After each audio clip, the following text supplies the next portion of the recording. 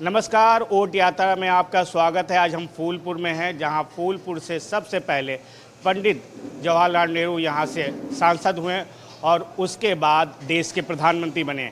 आज फूलपुर में चुनाव है छठे चरण में। हमारे साथ बात करने के लिए गठबंधन के प्रत्याशी अमरनाथ सिंह मौर्य जी हैं। उनसे खास बात करेंगे किस तरह की लड़ाई देखते हैं। ये ऐतिहासिक सीट रही, इस पे पंडित जवाहरलाल नेहरू और तमाम बड़े नेता यहाँ से जीते।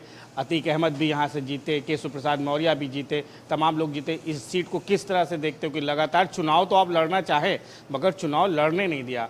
ऐन मौके पे आपके कभी टिकट कट गए, कभी आप चुनाव मैदान में आए तो आपको नहीं, मगर इस बार आप पूरी तरह आजमा रहे हैं। अब तो नामांकन भी हो गया, टिकट कटने का डर भी नहीं है। देखिए, 14 अप्रैल परम पूज्य बाबा साहब डॉक्टर अंबेडकर के जन्मदिन के अवसर पर समाजवादी पार्टी के राष्ट्रीय अध्यक्ष श्री अखिलेश यादव जी ने मेरा टिकट घोषित किया था। उसी दिन से 15 तारीख से जब मैं चला वहीं से, तो हज़ारों के हुजूम के साथ नौजवानों में इतना जोश था। उसी दिन से मैं लगातार, चाहे वो फूलपुर, चाहे फाफामऊ, चाहे सोराव, चाहे उत्तरी, चाहे पश्चिमी, सभी क्षेत्रों का हमने भ्रमण कर लिया है। हमारी पूर्ण रूप से तैयारी है और आज इस देश की जनता और खासकर 51 फूलपुर के महान जनता, जो श्री नरेंद्र मोदी जी प्रधानमंत्री थे 2014 में, कहा था कि महंगाई बहुत ज़्यादा है। जब कांग्रेस की सरकार थी, उन्होंने वादा किया था कि जब हमारी सरकार बनेगी तो हम महंगाई को आधा कर देंगे, भ्रष्टाचार ख़त्म कर देंगे और 2 करोड़ नौकरी देंगे। और साथ साथ ये भी कहा था कि 15 लाख खाते में जाएगा और ये भी कहा था कि हवाई चप्पल वाला हवाई जहाज़ से उड़ेगा। इस तरह की बातें माननीय प्रधानमंत्री जी ने कहा था। और आज 2014 का जो संकल्प पत्र था और वो 2019 में भी उन्होंने राष्ट्र के नाम पर वोट मांगा और कहा कि लंबे समय तक कांग्रेस पार्टी थी, हमें मौका नहीं मिला, हमें कुछ समय दिया जाए। तो जनता ने और पुरनामा कांड करा के जो वहाँ पर शहीदों के साथ जो घटनाएं घटी, उसके नाम पर, राष्ट्र के नाम पर वोट मांगा। और तब फिर कहा कि अगर हम जीत जाते हैं तो 2022 में सारे संकल्प पत्र को पूरा कर देंगे। मगर आज तक कोई संकल्प पत्र पूरा नहीं है। हमारा जो मुद्दा है इस समय चुनाव लड़के सबसे बड़ा मुद्दा बेरोजगारी है। आज इलाहाबाद विश्वविद्यालय पढ़ता है और यहाँ पर हज़ारों हज़ार की संख्या में पूर्वांचल पर लड़के पढ़ने आते हैं। आज वो सब बेरोजगार हैं। और जिस तरह से पेपर लीक के बाद मामले में आया, कई बार पेपर लीक हो गए। आप सब ने देखा कि एक बोरा गेहूँ 2000 का भी नहीं बिकता है। हमारा किसान का बेटा जब गेहूँ बेच के आता है और कई बार पेपर देता है तो स्वाभाविक रूप से आज किसान परेशान, नौजवान परेशान, मध्यम वर्ग व्यापारी परेशान, जीएसटी के नाम से व्यापारी परेशान, सभी वर्ग के लोग परेशान हैं। इसमें उनका मकसद ही, जहाँ हम जाते हैं, यहाँ तक कि टैक्सी टेम्पो वाले, यूनियन वाले भी मिलते हैं कि हमें परेशान किया जाता है। और यहाँ तक कि कल हम लोग गए थे तो दैनिक जागरण में बैठे थे, तो वहाँ के कुछ आए थे कि खेल जगत के लोग भी आए थे। सभी लोग इस समय परेशान हैं और इस समय 51 फूलपुर की महान जनता परिवर्तन चाहती है। पटेल से मेरी बात हुई तो उन्होंने कहा जो वादा मोदी जी ने किया था, चाहे वो फ्री अनाज देने का वादा हो, चाहे जनता सबके साथ सबका विकास, सबके विश्वास को लेके चलने वाला हो, शौचालय देने का वादा हो, आवास देने का वादा हो, वो मोदी जी ने पूरा किया और मोदी जी को लोग लेके आगे चल रहे हैं। और इस बार भी जनता मोदी जी को लाएगी क्योंकि 2047 में विकसित राष्ट्र बनाना है। देखिए, अब इस देश की जनता और लोकसभा 51 फूल की महान जनता इनके सभी झूठे वादे को जान चुकी है। ये खाली मीडिया तक रहता है। मैं उनसे पूछना चाहता हूं कि आपके चैनल में तो बता दिया, आपने उनसे प्रश्न नहीं किया कि 2 करोड़ नौकरी में कितनी नौकरी मिली, 15 लाख खाते में आया कि नहीं आया, शिक्षा मित्रों को समान कार्य के लिए वेतन मिलना चाहिए, मिला कि नहीं मिला, 68,000 नौकरियों में घोटाला हुआ, इस पर आप क्या बोले। इस तरह की बातें वो नहीं करेंगे। मात्र शौचालय की बात कर रहे हैं। आज चले जाए गांव में जो शौचालय बनवाए हैं, आज मेरा लोग ऊपर ही रखते हैं कंडा, गांव में कंडा रख रहे हैं, शौचालय सक्सेस नहीं है। इनकी जो जल की योजना थी गांव में खुदवा दिए हैं, सीधे जल पहुंच नहीं रहा है। तो तरह तरह की आज परेशानियां हैं। देखिए, कोई कहने को कुछ कह दे, कहना उनका अधिकार है, मगर स्वाभाविक रूप से ये इलाहाबाद की धरती है और 51 फूलपुर लोकसभा है। यहाँ पर डॉक्टर राम मनोहर लोहिया की धरती थी, आपने कहा पंडित जवाहरलाल नेहरू की थी, दिनेश्वर मिश्र की थी। स्वाभाविक रूप से बुद्धिजीवियों की नगरी कही जाती है, बुद्धिजीवियों की नगरी कही जाती है। मगर उनसे आपने नहीं प्रश्न किया कि कितने नौकरी मिली। उन्होंने आपने प्रश्न किया ये गारंटी किसकी लेते हैं 5 किलो राशन की। क्या परम पूज्य बाबा साहब डॉक्टर अम्बेडकर ने अगर संविधान न होता और 5 किलो राशन की शुरू में व्यवस्था होती तो क्या ये आज झोपड़ी से जो निकल कर आए हैं, कोई डीएम बना, कोई कप्तान बना, संविधान के बदौलत बना। और वोट की पावर जो मिली उसके बदौलत लोग आज एमपी बने, एमएलए बने, मंत्री बने। ये देन संविधान की है, इस पर चर्चा क्यों नहीं करते हो। ये भी कह रहे हैं कि गठबंधन की अगर सरकार आती है तो महिलाओं के जेवर भी आधे आधे बांटे जाएंगे, अगर आपके घर में 2 भैंस है तो वो बांटी जाएगी। इस तरह का वादा कर रही है कांग्रेस। देखिए, आज प्रधानमंत्री जी सर्वोच्च पद पर बैठे हुए हैं, जिस तरह से वो बात करते हैं मंगलसूत्र की, सीधी बात करता हूं मैं। और सोने का क्या रेट है, जब वो महंगाई की बात करते थे तो कहते थे माननीय प्रधान महंगाई, मैं विपक्ष में हूँ तो महंगाई का मां शब्द ना बोलूं। और आज सोने का क्या रेट है, मंगलसूत्र पहनने लायक तो लोग रहेंगे तब मंगलसूत्र पहनेंगे नहीं। एक किसान अगर 20 बोरा गेहूँ बेचेगा तो 10 ग्राम का सोना नहीं मिलेगा। और चूँकि देखिए ये घबराए हुए हैं, इनके पास कोई एजेंडा नहीं है, इनके पास हिंदू मुस्लिम और पाकिस्तान और हिंदुस्तान के अलावा इनके पास कोई मुद्दा नहीं है। ये जो मूलभूत समस्याएं हैं, सबसे एजुकेशन की बात नहीं करते।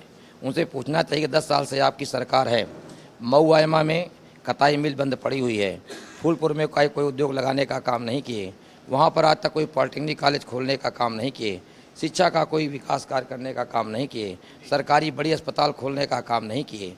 और जिस तरह से कोरोना काल में इन्होंने भ्रष्टाचार के मामले में सुप्रीम कोर्ट ने उजागर करने का काम किया। जो वैक्सीन लगाई गई है, स्वाभाविक रूप से 250 करोड़ रुपया चंदा, चुनाव चंदा ऐसे कोई नहीं देता है।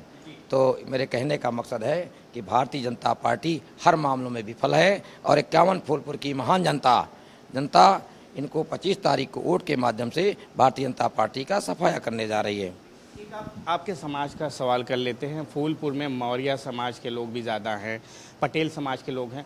मौर्य समाज के एक बड़े नेता स्वामी प्रसाद मौर्य अब आपके साथ नहीं, आपकी तमाम तस्वीरें हमने देखी स्वामी प्रसाद मौर्य के साथ, तो क्या उसका नुकसान भी हो रहा है चुनाव? संविधान निर्माता परम पूज्य बाबा साहब डॉक्टर अम्बेडकर ने एक शब्द कहा है, अवसर। अवसर, जिसको अवसर मिलता है वही नेता बनता है। और रही बात जिनका नाम लिए वो भी तीनों गठबंधन के साथ हैं, वो तो उनका बयान सुनिए कि भाजपा को हराना है, संविधान को बचाना है, उनका ही वक्तव्य आपने सुना होगा। तो स्वाभाविक रूप से वो भी भाजपा को हराना चाहते हैं और हम भी हराना चाहते हैं, सब लोग मिलकर के हराएंगे। अच्छा, एक और ये आपको इनाम मिला, मैंने देखा 2022 में आपको टिकट मिला, कट गया, ये टिकट आपको उससे बड़ा टिकट मिला लोकसभा का, तो ये अखिलेश यादव ने इनाम दिया। देखिए, समाजवादी पार्टी के राष्ट्रीय अध्यक्ष श्री अखिलेश यादव जी बड़े व्यक्तित्व के धनी हैं और उन्होंने सबको टिकट देने का काम किया। कोई ऐसा नहीं कह सकता है कि किसी समाज को टिकट नहीं दिया। आपके भदोही से ब्राह्मण के बेटे को मिला 3 टिकट हमारे मंडल में ही, भाई बांदा, आपका प्रतापगढ़ और फतेहपुर में ला करके 3 टिकट पटेल समाज को मिला। राजा राम पाल जी को आपके कानपुर से मिला, पुष्पेंद्र सरोज जी को पासी समाज से हैं, उनको टिकट जो है आपके कौशाम्बी से मिला, जो माननीय इंद्रजीत सरोज जी के बेटे हैं। तो स्वाभाविक रूप से जिस समाज में मैं पैदा हुआ हूँ, कभी भी 6 टिकट किसी पार्टी ने नहीं दिया है, आज 6 टिकट देने का काम कर रहे हैं। राष्ट्रीय अध्यक्ष जी का जो नारा है वो वास्तविक रूप से सही करने का काम कर रहे हैं, जिसकी जितनी संख्या भारी उनकी उतनी हिस्सेदारी की बात कर रहे हैं। तो स्वाभाविक रूप से आज समाज तो मेरे साथ जुड़ा ही है और इस समाज का मामला नहीं है। इस समय ये चुनाव कोई जाति का है, ना कोई पार्टी का है, ना कोई धर्म का है, ना कोई मजहब का है। ये चुनाव संविधान बचाने का है। इसलिए सारे समाज के लोग आज भारतीय जनता पार्टी को हराना चाहते हैं। सवाल ये, प्रवीण पटेल आपके सामने मुकाबला कर रहे हैं, वो कह रहे हैं मैं विधायक रहा हूँ, यहाँ का विधायक हूँ 3 बार, मैंने तमाम काम किए हैं और जनता के साथ रहे हैं, उस काम के माध्यम से वो अपने आप को वोट लेने के। देखिए, वो विधायक थे, मैं 2 बार डिस्ट्रिक्ट कोऑपरेटिव बैंक का चेयरमैन था। जरूर वो विधान परिषद सदस्य थे, मगर मैं डिस्ट्रिक्ट कोऑपरेटिव क्षेत्र का चेयरमैन होने के नाते मेरा क्षेत्र जमुना पार, गंगा पार और कौशाम्बी तक था। और हर जगह एक समिति होती है, साधन शाखाएँ समिति, उसका अध्यक्ष होता है, और उस प्रशासनिक कमेटी का मैं चेयरमैन था। मैं हमेशा, मुझे सब लोग जानते हैं, मेरा लंबा राजनीतिक इतिहास है, लगातार मैं लोगों के बीच में बना रहा। और स्वाभाविक रूप से, जैसे आपने कहा कि 2022 में मेरा टिकट किन्हीं कारणों से लास्ट में कट गया था, और राष्ट्रीय अध्यक्ष जी ने मुझे टिकट दिया। यहाँ की जनता अच्छी तरह से मुझे जानती है, मैं संघर्षशील व्यक्ति हूँ। अगर वो 3 बार से विधायक हैं तो मैंने नहीं देखा कि वो सदन में कभी कोई समस्या उठाने का काम किया हो। अब देखिए, पार्टी वो भाजपा है, वो भाजपा से विधायक हैं, वो भाजपा की नीतियों से बंधे हुए हैं। कोई भाजपा के 69,000 भर्तियों में, उनसे एक प्रश्न कर लीजिएगा कि 69,000 भर्तियों में जब मामला आया था पिछड़ों के समाज के लोगों का, तब आपने जब बेटे और बेटियां जब इको गार्डन में जब वहाँ पर वो धरना पसंद कर रही थी, तो उस पर आपने उस पर उनकी बातों को क्यों नहीं सुना? हम किसी समाज के विरोध में नहीं हैं, सब समाज के हमारे साथ हैं, सबको हिस्सेदारी और भागीदारी मिलना चाहिए, मगर उनके हक पर उन्होंने एक बार बात कर लेते, एक बार बात नहीं किया है। कोई किसी समाज में पैदा हो जाने से ऐसा नहीं होता। पर बाबा साहब अम्बेडकर दलित समाज में पैदा हुए थे, जब भारत का संविधान दिया था तो सबके लिए दिया था। ऐसा नहीं है कि वो एक समाज के लिए जाता। आज अगर संविधान ना होता तो गरीब घर में पैदा होने वाले बेटा और बेटी जो पढ़ाई लिखे के घर में है, चाहे सामान्य वर्ग से, चाहे पिछड़े, चाहे दलित, आज अगर बढ़ रहे हैं तो कॉन्स्टिट्यूशन और संविधान की देन है। लगातार आप कैंपेनिंग कर रहे हैं, मगर मोदी जी कह रहे हैं इस बार हम 400 पार जीत रहे हैं और उत्तर प्रदेश में 80 जीत रहे हैं। जनता के बीच आप जा रहे हैं, किस तरह करें? देखिए, वो देश के प्रधानमंत्री हैं, कल उनका आपने भाषण सुना होगा। उन्होंने न बेरोजगारी पर बात की, न शिक्षा पर बात की, न महंगाई पर बात की, न भ्रष्टाचार पर बात की। बात क्या किया था? नहीं, वो खटाखट अपने काम गिना रहे हैं। अरे कोई खटाखट नहीं, उनका खटाखट के काम था कि प्रयागराज की कचौड़ी पसंद है, यही खटाखट है। प्रयागराज के समोसे प्रसिद्ध हैं, ये खटाखट है। और कह रहे थे कि माघ मेला बंद हो जाएगा। बताइए, माघ मेला को क्या भारतीय जनता पार्टी ने यहाँ पर लगवाने का काम किया था? माघ मेला का लगवाने का काम बहुत पुराने समय चल रहा है। मुझे जहाँ जानकारी है, हर्षवर्धन ने इसकी शुरुआत किया थी, राजा हर्षवर्धन ने शुरुआत किया था, और हमेशा ये बढ़ता चला आ रहा है। और भारतीय जनता पार्टी के पास अब कोई मुद्दे नहीं रहे हैं, उनसे सब वर्ग के नाराज़ है। देखिए, शिक्षक नाराज़ है, उनको पेंशन नहीं मिल रही है पुरानी। आपके जो है शिक्षा मित्र नाराज़ हैं, मध्यम वर्ग व्यापारी नाराज़ हैं, छात्र नाराज़ है। ऐसा कौन सा वर्ग है जो नाराज़ नहीं है? अब उनको खटाखट चल रहा है। आने वाले समय में 25 तारीख को यहाँ की महान जनता साइकिल बटन दबाने जा रही है और इंडिया गठबंधन की सरकार बनेगी। तो जो देखिए, ये लोग एक काम और कर रहे हैं, भाई युवा पढ़ता है लिखता है, आज 4 साल की नौकरी देने जा रहे हैं, अभी तो अग्निवीर बनाए हैं। मेरे समझ से ये अंडानी और अंबानी के माध्यम से प्रदर्शन करके 4-4 साल की नौकरी कर देंगे, फिर शिक्षा वीर बनाएंगे, बैंक वीर बनाएंगे, डॉक्टर वीर बनाएंगे। इस तरह की इनकी व्यवस्था है कि हम प्रदर्शन कर दें कि गरीब घर में पैदा होने वाला बेटा बेटी अच्छा जीवन न व्यतीत कर सके। एक लास्ट अपील, 25 तारीख को जनता से क्या कहना चाहेंगे? मैं 51 फूलपुर की महान जनता से अपील करता हूँ, निवेदन करता हूँ कि अगर मुझे लोकसभा में भेजने का काम करेंगे तो सबसे पहले 51 फूलपुर लोकसभा में मैं भाईचारा पैदा करने का काम करूंगा। अमन चैन हो, या जो भारतीय जनता पार्टी नफरत पैदा कर रही है, ये बंद होना चाहिए। क्योंकि इस देश की लड़ाई में, आज़ादी की लड़ाई में सबका योगदान था, चाहे हिंदू का बेटा हो, चाहे मुसलमान का बेटा हो, चाहे सिख का बेटा हो, ईसाई का बेटा हो, ये देश सबका है, ये देश संविधान से चलता है। इसलिए निवेदन करता हूँ कि 25 तारीख को मुझे साइकिल वाले खाने में बटन दबाकर विजयी बनाने का काम करें। हमसे बात करने के लिए अमरनाथ मौर्य थे, जिनका साफ कहना था कि संविधान बचाने का चुनाव है, सबको साथ लेके चलने का चुनाव है, और इस बार की जनता ने मन बना लिया है कि गठबंधन के प्रत्याशी को चुनाव जिताएगी। ये तो समय बताएगा कि 25 तारीख को किस पे बटन दबता है और फूलपुर से कौन विजय होता है। कैमरामैन जितेंद्र के साथ साहित्य सिद्दीकी, एशियन न्यूज़, फूलपुर।